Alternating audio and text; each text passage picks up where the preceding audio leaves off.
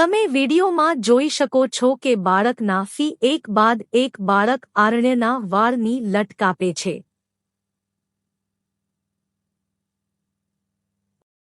એટલે હાજર બાળકના પિતાના બહેનો દ્વારા બાળકની લટ કાપીને એક નવી પદ્ધતિથી કર્યા હતા। વર્ષોથી ચાલી આવતી પરંપરામાં માતાજીના મઢે માતાજીના નિવેદ કરીને ભુવા બાળકની લટ કાપે તેવી કોઈ પરંપરા રાખી નહોતી। એમ પણ કહી શકાય કે બૌદ્ધ પરંપરા મુજબ કર્યા અથવા બાળકના પ્રથમ વાર વાળ કાપવાની બૌદ્ધ વિધિ। આ વિધિ એટલે આમ જ કરવું તે પણ જરૂરી નથી। કોઈ વ્યક્તિ પોતાની અનુકૂળતા મુજબ ફેરફાર કરી શકે છે। હાજર તમામ નજીકના સગા સંબંધીઓને આ નવી પ્રથામાં હાજર રહીને ખૂબ મજા આવી હતી। બાળક આરણ્યના કરનો પ્રસંગ અમે આરણ્યની બહેન અમારી દીકરી ઈરાના જન્મદિવસે રાખેલ હતો। એટલે બંને ભાઈ બહેનને મજા પડી ગઈ। બાળક આરણ્યના કરવાના પ્રસંગ માટે કોઈ મુહૂર્ત કે ચોગડિયા જોવરાવ્યું નહોતું, કારણ કે અમે મુહૂર્ત કે ચોગડિયામાં માનતા નથી।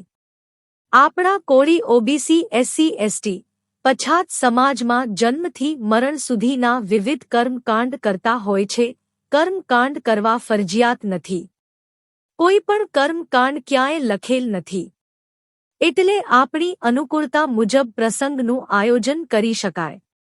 અમારું કુટુંબ ઓબીસીમાં આવતા કોળી સમાજનું કુટુંબ છે। અમારા કુટુંબના વડીલ ચીમનભાઈ કંટારિયા એડો બાબા સાહેબ આંબેડકરના લખેલ પુસ્તકો વાંચ્યા, બામસેફ જેવી સંસ્થામાં જોડાયા, તથાગત ગૌતમ બુદ્ધના ધમ્મનો અભ્યાસ કર્યો। કોળી સમાજના 3 વડવાઓ દિવંગત નારણભાઈ હરિભાઈ બારૈયા, મૂળજીભાઈ જસમતભાઈ ગોહિલ અને બચુભાઈ પીતાંબરભાઈ કાંબળ દ્વારા 1960 એટલે કે આજથી 65 વર્ષ પહેલા લખેલ પુસ્તક કોળી સમાજનો ઇતિહાસ પુસ્તક વાંચ્યું તો તેમાં સ્પષ્ટ લખેલ છે કે આપણો મૂળ ધર્મ બૌદ્ધ ધર્મ છે। પુસ્તકમાં લખેલ છે કે તમે જે કોળી વંશમાં જન્મ્યા છો તે કોળી વંશને કલંકનો ડાઘ ના લાગવા દેવો હોય તો આપણા પૂર્વજ ગૌતમ બુદ્ધના ઉપદેશ અનુસાર જીવન જીવજો। એટલે અમારું કુટુંબ ભગવાન બુદ્ધના ઉપદેશ અનુસાર જીવન જીવે છે। આપણા કોળી ઓબીસી એસસી એસટી સમાજમાં બાળકના જન્મ બાદ પહેલી વાર વાળ કાપવાની પ્રથાને કરવા તેવું કહેવાય છે। જેમાં માતાજીના મઢે નિવેદ કરે ભુવા ધૂણે અને બાળકની લટ કાપે આવી પ્રથા ચાલી આવે છે। અમારું કુટુંબ કોળી માતાની કુખે જન્મેલ વિશ્વવંદનીય તથાગત ગૌતમ બુદ્ધ, ડો. બાબા સાહેબ આંબેડકર, સંત કબીર સાહેબ, જ્યોતિબા ફૂલે, માતા સાવિત્રી બાઈ ફૂલે, પેરિયાર રામાસ્વામી જેવા આપણા ઓબીસી એસસી એસટી સમાજમાં જન્મેલા મહામાનવના ઉપદેશ અનુસાર જીવન જીવીએ છીએ। એટલે જન્મથી મરણ સુધીના કોઈ ખોટા કર્મકાંડ કરતા નથી, પરંતુ આપણા સમાજને અનુકૂળ આવે તેવી વિધિથી પ્રસંગ કરીએ છીએ। જન્મથી મરણ સુધીના કોઈ પ્રસંગમાં બ્રાહ્મણ, ગોળ, પંડિતને બોલાવતા નથી। એટલે બાળકના એટલે કે પ્રથમ વારના વાળ ઉતારવાની કોઈ વિધિ ના કરી એ તો પણ ચાલે, પરંતુ ખુશીનો પ્રસંગ થોડી અલગ રીતે મનાવીએ તો આપણા ઓબીસી એસસી એસટી સમાજને પ્રેરણા મળે અને વર્ષોથી ચાલી આવતી પરંપરા ભુવા ડાકલા બંધ થાય તે પણ જરૂરી છે। એટલે તથાગત ગૌતમ બુદ્ધની પ્રતિમા સામે ત્રિશરણ વંદના અને 5 શીલનું પાલન કરવાનો સંકલ્પ લઈને બાળકના પિતાના બહેનો એટલે કે બાળકના ફઈ બાળકની લટ કાપે એટલે કર થઈ ગયા। મહેફિલમાં રંગ ભરવા આવ્યા છો, આ મહેફિલમાં રંગ ભરવા આવ્યા છો, આપની સાથે આ સાંજ ચમકશે પ્રેમથી। કાર્યક્રમની આ શરૂઆત આપણે ભગવાન બુદ્ધને પુષ્પાર્પણ કરીને કરશું। તો હું ચીમનદાદા, મધુબા, અમિત, વિમાલી વિનંતી કરીશ કે તેઓ ભગવાન બુદ્ધની મૂર્તિને પુષ્પાર્પણ કરે।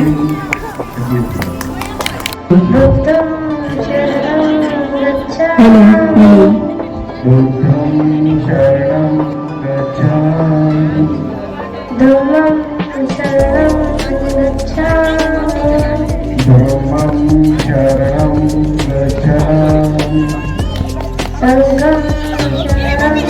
गच्छामि संघं शरणं गच्छामि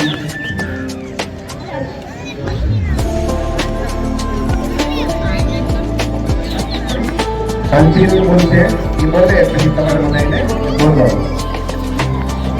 જીવનસાથી દૂર રહેવાની પ્રતિજ્ઞા કરું છું તત્સ ભગવતો અરહતો સમ્મા સંબુદ્ધસ્સ નમો તસ્સ ભગવતો અરહતો સમ્મા સંબુદ્ધસ્સ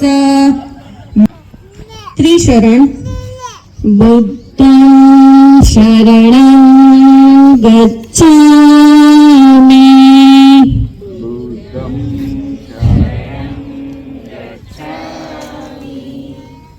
ધમ્મં શરણં ગચ્છામિ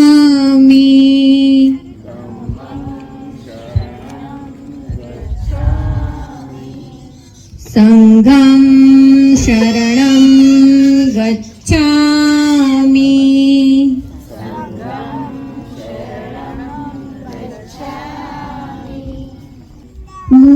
મુસાવાદા વેરમણી મુસાવાદા વેરમણી સિક્ખાપદં સમાદિયામિ જય કોળી સમાજ, જય ઓબીસી સમાજ, જય એસસી સમાજ, જય એસટી સમાજ, જય ભીમ, જય સંવિધાન, નમો બુદ્ધાય, ઓબીસી એસસી એસટી એકતા જિંદાબાદ। મિત્રો, વર્ષોથી ચાલી આવતા જન્મથી મરણ સુધીના બ્રાહ્મણ પંડિતો કે ભુવા એ બનાવેલ કર્મકાંડ ચાલુ રાખવા કે બંધ કરવા તે આપણા હાથમાં છે। કોઈ પણ કર્મકાંડ આમ જ કરવા તે ફરજિયાત નથી। દરેક વ્યક્તિ પોતાની અનુકૂળતા મુજબ ફેરફાર કરી શકે છે। જો આપણે ડોક્ટર બાબા સાહેબ આંબેડકર અને તથાગત ગૌતમ બુદ્ધના ઉપદેશ પ્રમાણે જીવન જીવતા હોઈએ તો વર્ષો જૂના બ્રાહ્મણ પંડિતો એ બનાવેલ ખોટા કર્મકાંડ બંધ કરવા જોઈએ। આપણે મહેનત મજદૂરી કરીને જે પણ રૂપિયા કમાઈએ છીએ તેમાંથી 50% રૂપિયા ખોટા કર્મકાંડ બ્રાહ્મણ પંડિતો એ ઊભા કરેલા તહેવારો પાછળ વાપરીએ છીએ। ખોટા કર્મકાંડ બંધ થશે તો તે રૂપિયા બચશે। તો આપણા બાળકોના શિક્ષણ પાછળ તે રૂપિયા આપણે વાપરી શકશું। જય ભીમ, નમો બુદ્ધાય।